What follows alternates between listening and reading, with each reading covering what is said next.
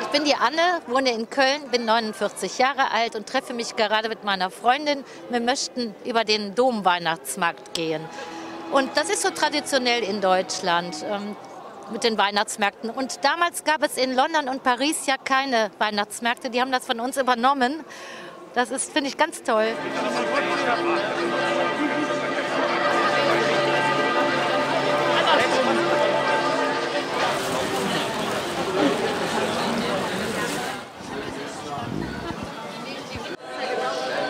Ich bin die Sabrina und wir feiern auch Weihnachten am 24.12. Heute stehen wir hier und verkaufen Nikolausmützen und auch welche, die singen können. Ich mach mal eine an. Das ist meine Lieblingsmütze. Hören Sie das? Genau, die finden das klasse. Die trinken 1, 2 Glühweinchen und dann gehen die hier durch den Weihnachtsmarkt und holen sich dann die Mützen als Gruppen. Und das macht denen dann ganz viel Spaß.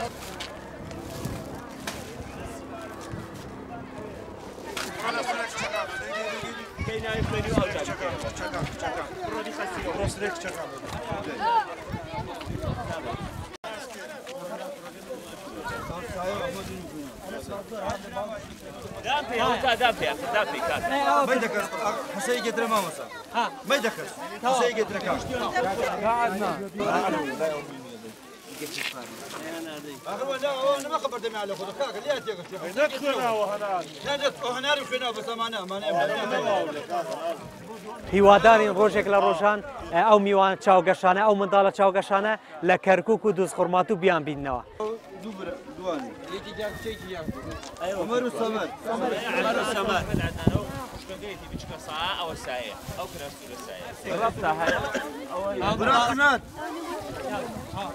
مراد عماد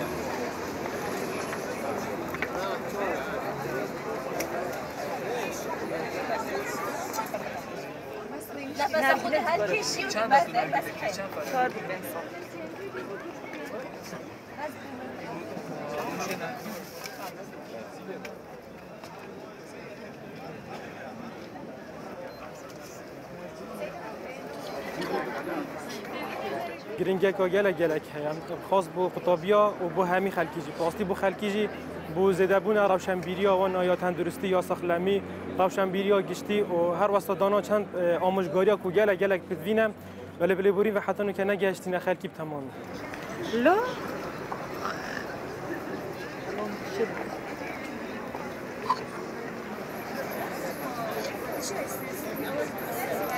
أفتشلا كانوا كسبونسريا مع قطبية كلية فارماسي أنكو صيدلة درمانسازي تتا كرن أجيتوا بينيش شاش جروبن هري جيبوا تستك أنكو بفحصك تتا أنجام دان أفا يا جرينجا بو رافشان و تندرستی كو أم هر كسك بيتا فيري أم شين بفحصا ببكين مثلا چه بيت إك بيت شكل نزانيت أن مثلا فحصك يا خرابي چه بيت الفيري زانيتن لازم